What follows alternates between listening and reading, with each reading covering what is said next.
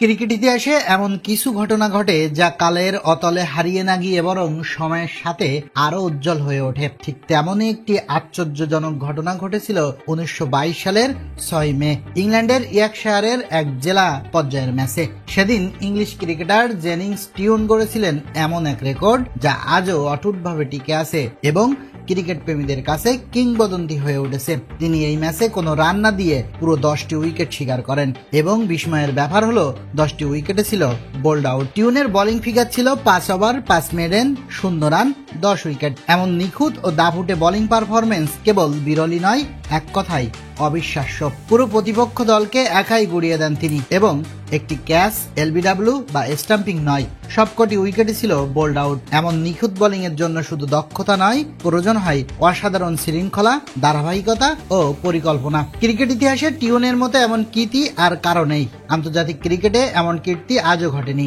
এর অন্যতম কারণ হলো বিশ্বমানের ব্যাটারদের বিপক্ষে এমন নিখুঁত বোলিং পারফরমেন্স করা অত্যন্ত কঠিন। এছাড়া আন্তর্জাতিক ম্যাচে উইকেট এবং আবহাওয়ার ধরন এতটাই বৈচিত্র্যময় যে এক ইনিংসে 10টি বোল্ড হওয়া প্রায় অসম্ভব বলেই বিবেচিত। ফলে টিউনের এই রেকর্ড কেবল একটি দুর্লভ ঘটনাই নয়, বরং এক ঐতিহাসিক অনুপ্রেরণার নাম। ক্রিকেট প্রেমীরা তাই আজও এই ঘটনার কথা মনে করেন শ্রদ্ধা ভরে, কারণ এমন রেকর্ড বারবার আসে না এবং যেটি আজও অপ্রতিরোধ্য হয়ে আছে ক্রিকেটের ইতিহাসে।